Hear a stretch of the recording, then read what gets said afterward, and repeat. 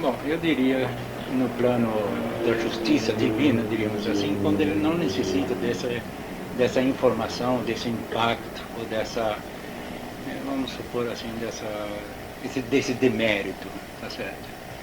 Ele é levado inconscientemente, diretamente ao plano de tratamento ao qual ele deve pertencer. Isso pode E no caso da Evelina Serpa, que não passou pelo umbral?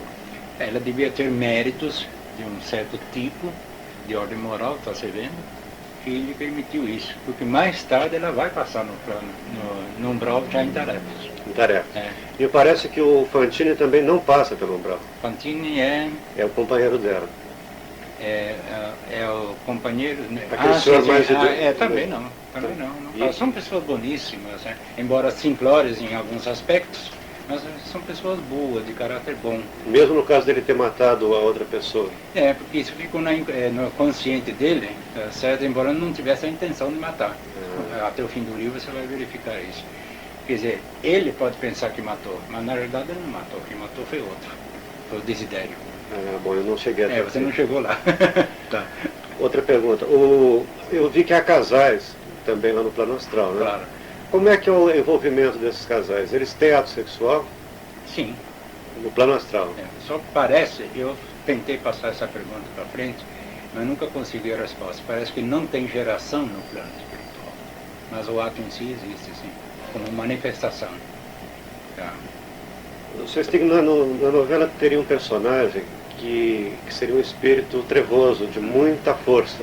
Certo, geralmente são. Ele poderia se manifestar na Terra de diversas maneiras diferentes, aspectos físicos diferentes? Pode, porque... Mulher, criança, velho, homem? Ele pode, geralmente as melhores manifestações não são de pessoas boas, são de pessoas más, porque elas têm uma personalidade muito agressiva, dominadora, então eles penetram na faixa do médium e se exprimem à moda como eles querem, entende? Isso, as pessoas boas são muito recatadas, não querem causar pressões mediúnicas na psicosfera do médium, então essas manifestações não são tão autênticas às vezes, até sobre esse aspecto é curioso isso. Ele pode tomar a forma que ele quiser. Uma mulher bonita? Pode fazer o que ele quiser. Perfeito. Outra pergunta.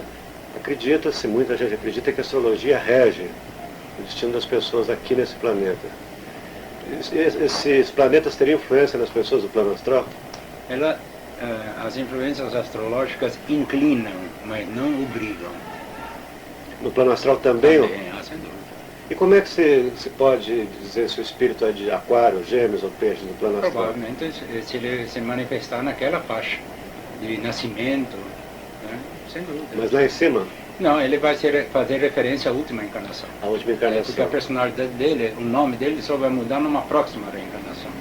Perfeito. Por exemplo, Allan Kardec, se reencarnar, já não é mais Allan Kardec, seria qualquer outro. Então, enquanto que ele permanecer no plano espiritual como Allan Kardec, só como imagem, é claro, ele vai permanecer na individualidade em que ele realmente foi, com as referências referentes àquela última encarnação dele, na Terra, inclusive. Mas lá em cima os astros continuam influenciando? Sim.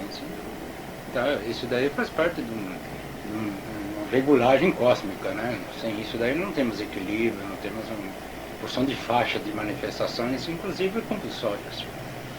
Vocês têm a autora daquela planta baixa de Nosso Lar disse que na época que ela fez parece que havia 1 milhão de pessoas, é isso? Lá? É. E agora, você sabe quantas pessoas Bom, tem? Quantos habitantes? Eu não saberia dizer, né? Se ela diz que tem 1 milhão de pessoas residentes no nosso lar, logicamente, de passagem haverá outro tanto, tá certo? Que pertencem a outras faixas menores ou superiores ao nosso lar.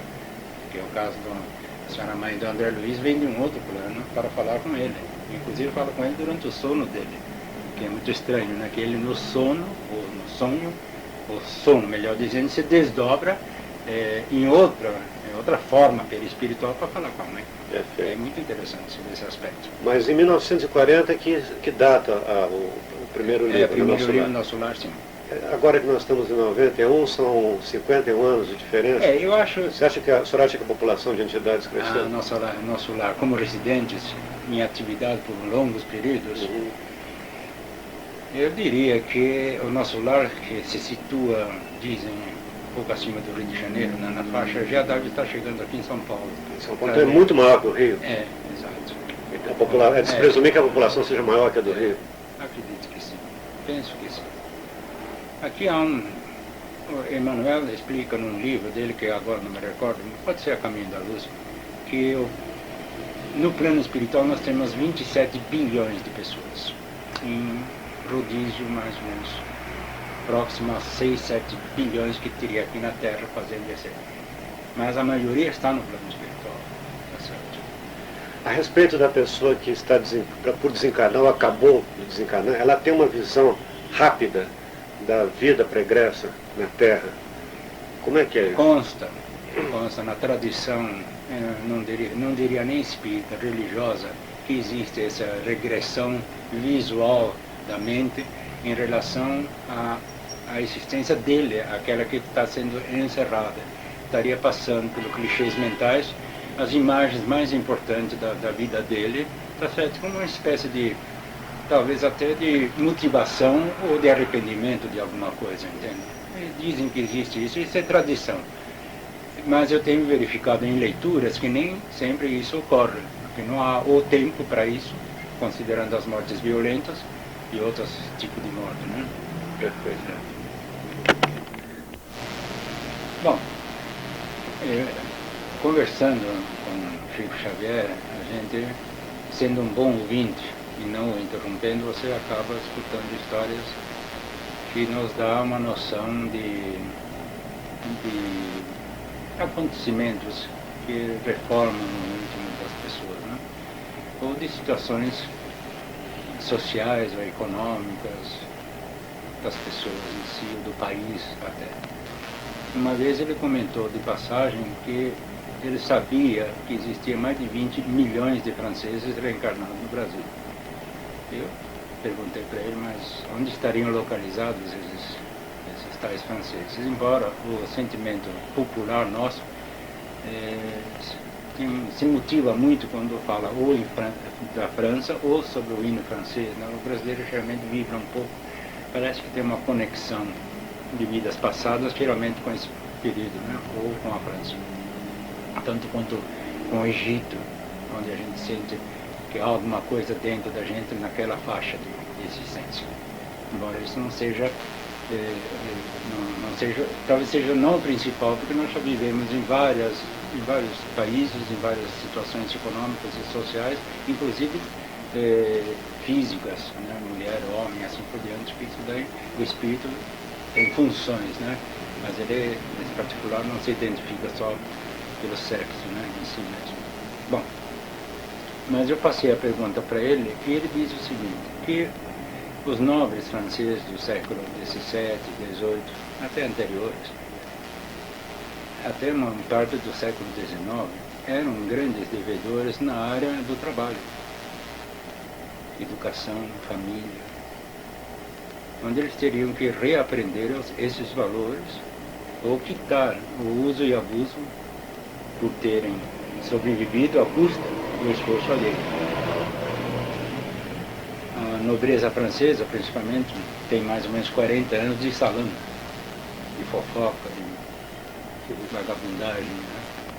E eles se vestiam muito a caráter, né? Cabeleira longa, rendas, né? Salto alto, o próprio homem, né? Mas agora eles estão nas favelas brasileiras, todos eles, reaprendendo esses valores agora do trabalho, da família, da educação, do esforço pessoal. E os 40 anos de nobreza, né, inútil, né, tá certo, passaria a ser esses 40 anos aqui na favela e assim por diante, para chegar a uma conclusão pessoal sobre os valores da vida. Porém, eles têm saudades do salário, disse. Então, no carnaval, até pouco tempo, quando isso era comum, pelo menos, eles desciam no salão de festas ou na própria avenida vestido a caráter francês. Salto alto, cabeleira, aquela vestimenta brilhante, aquele momento de luzes que se fixa, talvez com uma saudade qualquer. Esse era o sentido que ele deu para isso, para esse tipo de reencarnação. Agora, 20 milhões é muita coisa, não é? Parece muito. Mas esses 40 anos são em durante quantos séculos? Bom, esse é o problema, né? Se você pegar a exploração do próximo pelo próximo melhor situado, estamos com milênios aí no assunto. Sempre foi assim, infelizmente. Só agora que está havendo mais equilíbrio nas faixas sociais, né? Ou melhor, está se tentando um certo equilíbrio, né? Mas sempre houve a exploração do próximo, né? Perfeito. Infelizmente. Por exemplo, o problema do tempo. Né? O espírito nós sabemos que é eterno. Tá? Deus cria incessantemente, também sabemos, tanto que tem candidatos à humanidade agora mesmo. E assim, nesse caso, você pode identificá-los, por exemplo, nos Lapões na Suécia, né? Determinado tipo de índio, aborígenes na Austrália, vai por aí. Você percebe que ele não caminhou pelos seus caminhos. E se Deus é justo, ele terá que chegar lá onde você está, embora o tempo de criação tenha sido diferenciado. Aí ele contou uma história que eu achei numa sutileza e estranho em princípio. Camilo Rodrigues Chaves era presidente da Federação Espírita Mineira e senador da República na época dele. Apesar desses cargos e uma certa cultura, que era um escritor, inclusive, ele sofria de um pessimismo. Ele entrava num clichê negativo dele, uma fossa, diríamos assim, né? Uma tristeza profunda. Meus amigos respeitavam muito aquele momento dele, que surgia de vez em quando, assim, sem controle, né? Esperavam passar. Um dia ele levou para o Chico os originais de um livro chamado Semíramis. O Chico, olhando de longe o título, pensou, ele falando, que fosse um livro de poesia, pelo título, mas, para surpresa do próprio Chico, era um livro romanceado sobre o período histórico dessa rainha Semíramis da Babilônia, 725 anos mais ou menos antes de Cristo. E o Camilo Rodrigues Chaves queria que o Chico desse uma opinião se o livro teria valor para o movimento espírita. O Chico leu e mandou o recado que o livro, embora romanceado, tinha conotações doutrinárias que interessavam o movimento espírita à publicação. Camilo Rodrigues Chaves manda publicar o livro, mas antes de sair o livro ele desencarna. Ele aparece depois, um certo tempo, na faixa da vidência do Chico Xavier, que vê espíritos como eu vejo você aqui, na minha frente. Faz parte da missão dele reconhecer os espíritos para saber de que se trata e como tratá-los do assunto. E o Chico aproveita para perguntar a ele, professor, eu sempre estranhei o senhor, enfim, senador da República, um homem cultíssimo, presidente da Federação Espírita Mineira, fosse um homem acometido assim dessa espécie de, como é que poderíamos chamar isso? Quando você entra numa fossa assim, depressão, né? Uma espécie de depressão que não se justificava pela sua capacidade intelectual e moral, inclusive. O Chico, eu ainda sofro disso. O Chico levou um susto. Pensou que ele tivesse cristalizado um momento infeliz na mente dele. Mas ele diz, você leu o livro? Não tem uma cena no fim do livro onde aparece o enforcamento de 80 pessoas? Tem sim uma cena rude. Pois é, quem mandou fazer esse enforcamento foi eu. Desses 80, 4 não consegui ainda encontrar uma solução de alma para alma. O Chico diz, mas escuta, professor, são passados 2.725 anos. Pois é, esses 4 espíritos, quando recordam a cena, eles emitem um pensamento de ódio que me atinge não sei de onde e quando. E quando eu sinto aquela vibração negativa, eu também não sei de que se trata, eu fico em depressão íntima, querendo saber, querendo resolver. Aí o Chico diz, bom, e qual é a solução para o caso? Bom, eu estou indo para Belo Horizonte. Devo ter lá algum amigo, ou 4 pelo menos, que possa receber esses espíritos em nome dele, em meu nome, como talvez filhe os problemas para ele, mas por homenagem a mim. Pela reencarnação, eles vão me esquecer, porque a reencarnação, graças a Deus, faz esquecer o passado. E com isso tem um período maior de trabalho a favor deles, sem a chama do ódio, diríamos, né? E quando eles começarem a desencarnar, eu vou poder conversar mais ou menos numa linha horizontal com eles, sem mágoas, porque foi eu que ajudei, foi eu que encaminhei por um caminho melhor e assim por diante. Quer dizer que ele estava 2000 anos sem... Bom, isso não é necessário que não estivesse. Pode até acontecer que tivesse, porque dizem que se você valoriza em excesso os seus melindres pessoais, você se fecha totalmente a qualquer inovação, até a sua própria renovação. E o plano espiritual passa por você, olha, se você piscou hoje, eles vão providenciar, mas se você não piscou, empedrou, paciência. O que vai se fazer? Você tem mais o que fazer. Existe essa possibilidade, mas na história não consta que eles não tivessem reencarnado várias vezes.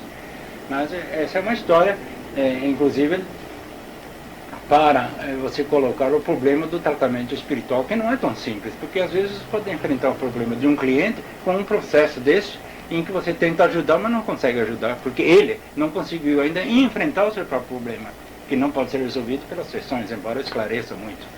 Então, é possível que um espírito de 2000 anos, mesmo tendo se reencarnado, conserve aquele ódio do... Cada vez que ele retorna ao plano espiritual, ele começa a recordar as vidas passadas. Desde que ele atinge uma certa evolução.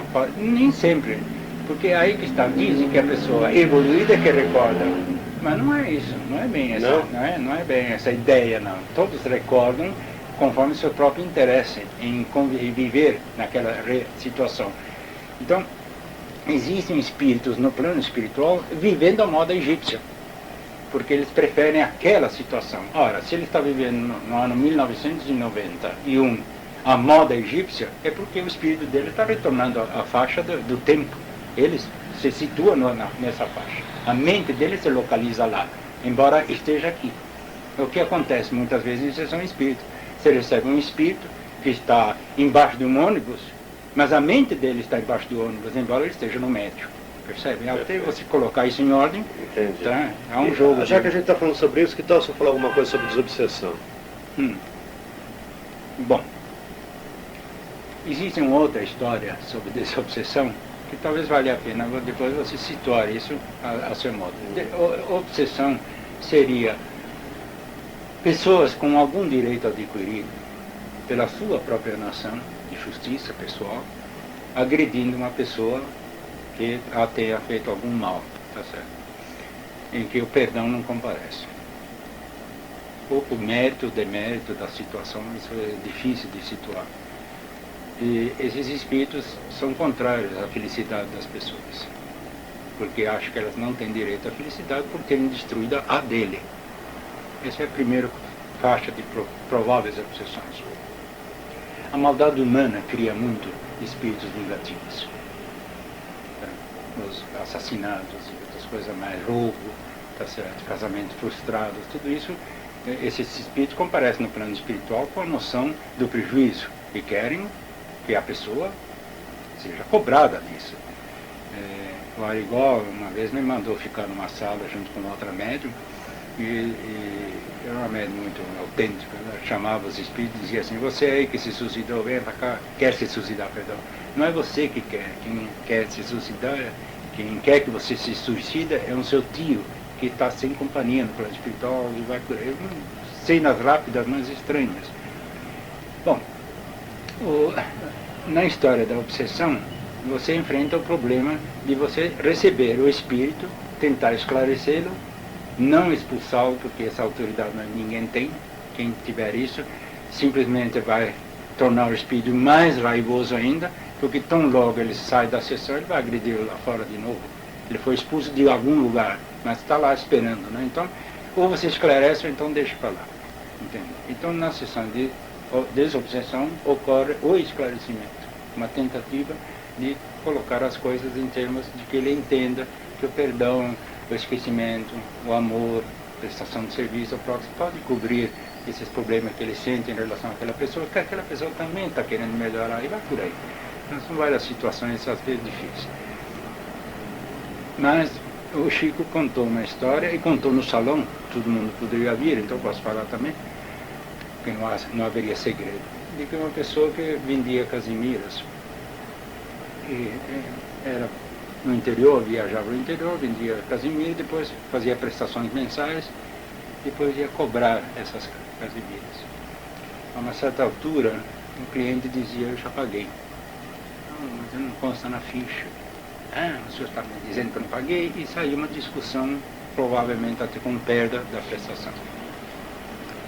Da outras vezes, esse mesmo senhor chegava em casa e a senhora dele olhava para ele e dizia, não sei o que é, mas não dá para você ir embora.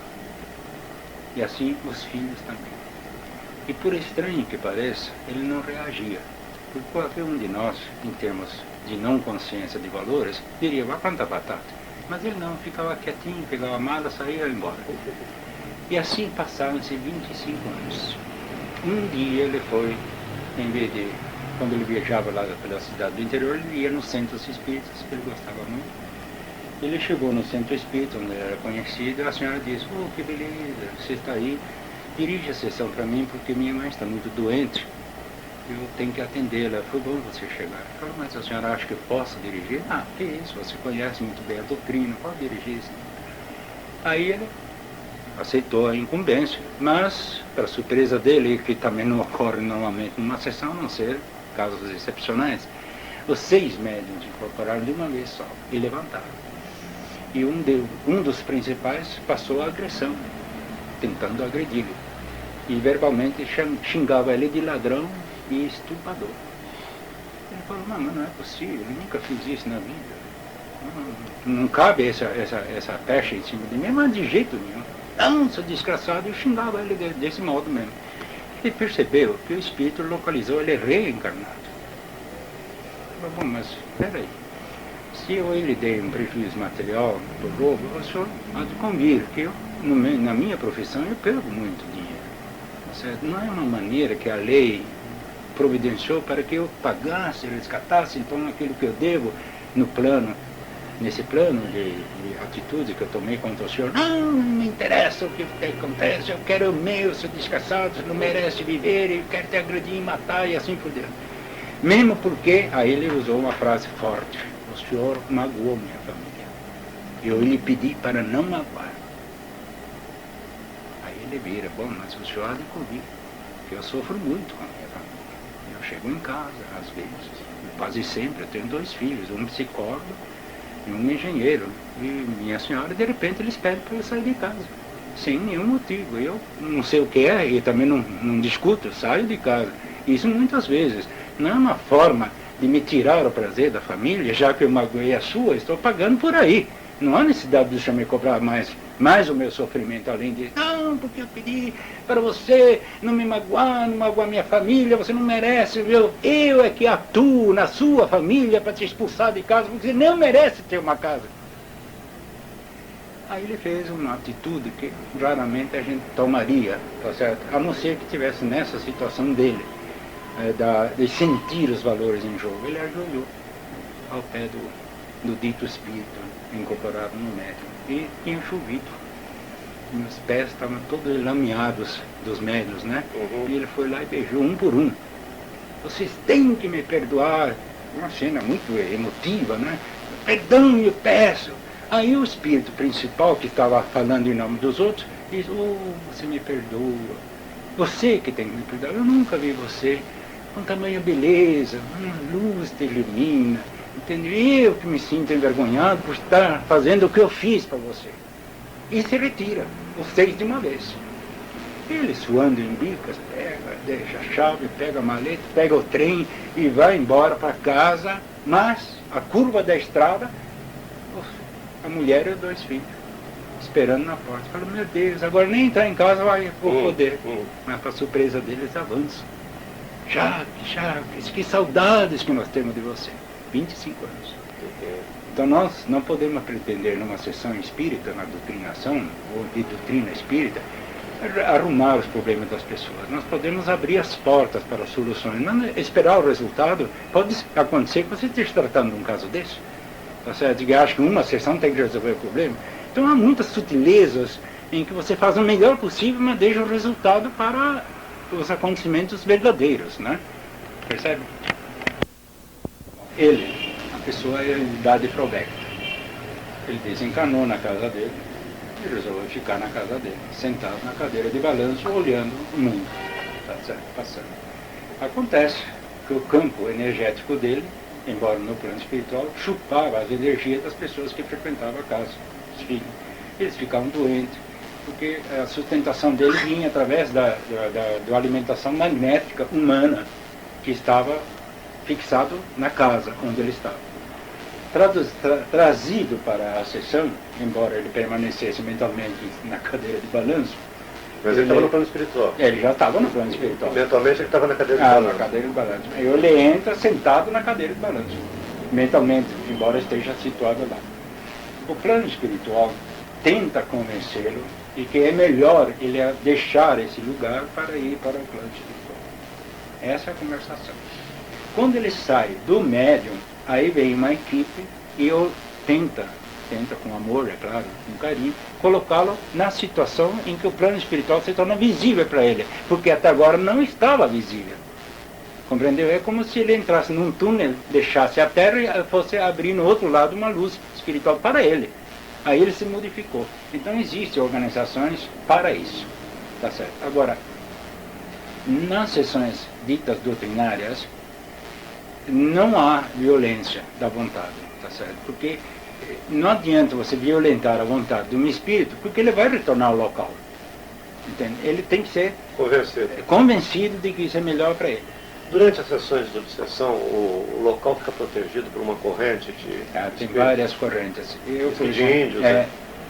Sim, eu diria, elementais da natureza são espíritos que manipulam energias de contenção magnética que nem sempre um espírito intelectualmente formado consegue fazer, porque ele não tem conhecimentos mágicos para manipular determinadas forças da natureza. Dizer que os espíritos da natureza e mais os espíritos chamados preto velho, índios, caboclos, não participam nas tarefas é ignorar totalmente a realidade. Eles estão lá. Eles não se manifestam por respeito ao próprio método de trabalho, mas eles estão ajudando, estão servindo, protegendo, amparando, encaminhando, como qualquer outro policiamento necessário numa sessão desse tipo. Os elementais que o senhor disse, quais seriam? Bom, existem elementais na natureza ainda candidatos à humanidade. Então eles aprendem o modo de vida do ser humano para se candidatar futuramente à humanidade, porque tudo evolui. E a humanidade é uma das portas da evolução, tá certo? Para depois sair para a angelitude, que é outra faixa muito difícil de chegar, nós mesmos, né? Daqui a alguns bilhões de anos, provavelmente. Porque sair daqui da Terra não é tão simples. Não é? Não. Um Gandhi saiu. São Francisco de Assis aparentemente saiu. Considerando aquilo que a gente sabe dele. Dizem que ele tinha alguns problemas, não de inferioridade, mas de certas exigências, tá certo? Talvez não fosse tão bem quanto estamos falando. Essa irmã Dulce, por exemplo, a gente sente que é uma pessoa de espiritualidade, não puxando a sardinha para o nosso lado, né? Aquela irmã Teresa de Calcutá, a gente percebe espontaneidade no bem, que caracteriza um espírito evoluído, não necessariamente católico, espírita, protestante, porque esses rótulos não existem no plano espiritual, isso é invenção nossa. Tá? A moral não tem rótulos, graças a Deus. E parece que no plano espiritual real também não tem essas religiões aqui que significam, ao meu modo de ver, um certo atraso para a humanidade. Agora, esses elementais que o senhor disse, eles estão em que fase transitória que eu não entendi bem? Isso também é muito difícil porque se trata de origens, das origens. E as origens são difíceis de detectar assim nos estudos, mas os livros, principalmente os esotéricos, e Rosa Cruz, mas mais os esotéricos estudam muito esse assunto. Então nós temos anjos, devas, sabe, tudo isso, entende? Lembro assim Ele fala que vem dos invisíveis protozoários, né, da conclusão dos seres embrionários. A maioria diz isso. Acontece que você nesses reinos inferiores não tem o eu. Não existe a individualidade. Existe a formação do eu, que mais tarde vai se manifestar no ser humano só.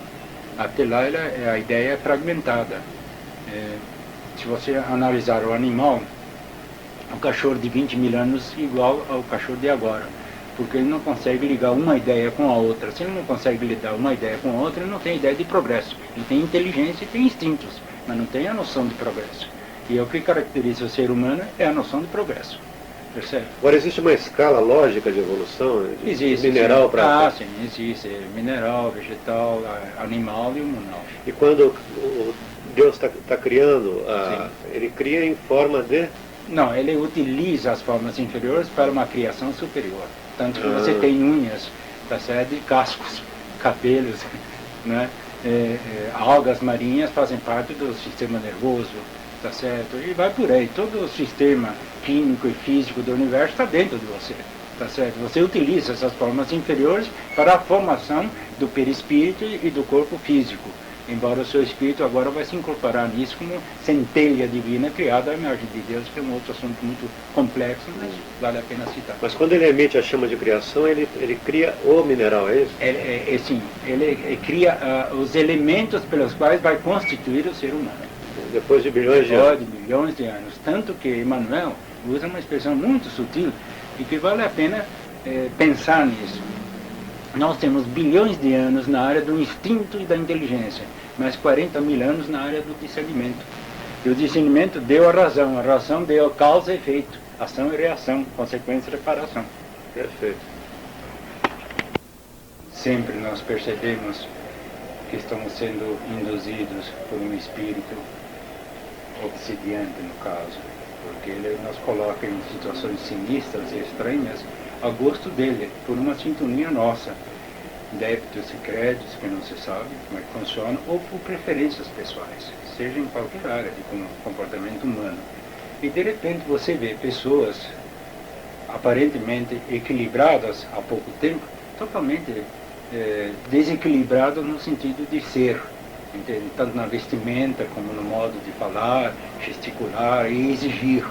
Tá certo? Isso são atuações sutis de espíritos extremamente inteligentes que querem ridicularizar a pessoa que eles querem atingir e conseguem, por causa do débito, provavelmente, e que você terá que agora mandar para a psicoanálise, psicólogos, para desconectar a influência, limpar os canais mentais, primeiro na fase consciente, para depois introduzir na espiritualidade, no tratamento espiritual. A psicanálise só diz lá em cima. A psicanálise é aqui. Aqui mesmo? Aqui mesmo. Nós temos que valorizar o psicoanalista e o psicólogo, porque eles têm a capacidade de perceber os canais da mente como eles estão entupidos. É uma espécie de Gitex, a 9.000 cruzeiros a hora, mas tudo bem. Mas vai limpar. E ao limpar, podem permanecer residuais, que podem ser tratadas agora já numa sessão espírita, se o psicólogo ou o psicoanalista for espírita. Porque ele vai querer fechar o ciclo do tratamento. Não soltar o cliente depois disso, porque ele pode haver um retorno estranho, que até está no Evangelho de Jesus, no Novo Testamento. Perfeito. Do livre acesso dos espíritos recém-desencarnados voltar ao planeta Terra. Bom, o planeta Terra se situa no campo espiritual também.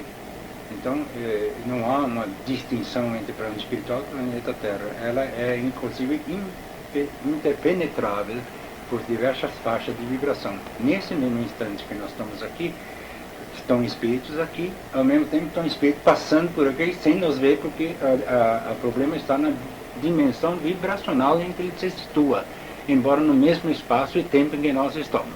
Isso quanto a isso. Agora, quanto ao espírito vir à Terra, eu acho mais certo do que ficar inativo, talvez, no plano espiritual, ou ainda sem uma formação ocupacional.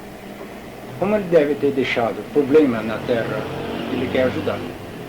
Tanto a filha, como a esposa, ou amigos, e assim por diante. Tanto continua também influenciando conforme a capacidade dele a favor de situações negativas, para evitar acontecimentos desagradáveis, conforme o mérito que ele não sabe qual é, mas que ele permite agir. Como é que ele pode atuar efetivamente? Desviando aquilo que você falou no tiro, que requer um paranormal de efeitos físicos. No caso dele, ele vai desviar no sentido mental, tá certo? Pela renovação de ideias, modificação de passos, sugestões que a pessoa capta naturalmente. Quer dizer que a maneira dele é inspirar o cérebro. Inspirar a pessoa. Ele pode entrar no meio de uma briga e proteger uma pessoa que ele quiser? Pode, perfeitamente. Como é que ele faz para desviar, por exemplo, uma canivetada? Bom, aí já requer, num certo sentido, se esse for o compromisso dele, tá certo? Ele vai ter esse poder, sem dúvida, de que se houver a canivetada, que ele não seja mortal, que seja uma ferida, ele vai conseguir, sem dúvida. Ele consegue desviar o braço, arrebatar o canivete da mão da pessoa? Ele pode, o copo cair, quando a pessoa quer se suicidar, tudo isso acontece, e acontece mesmo.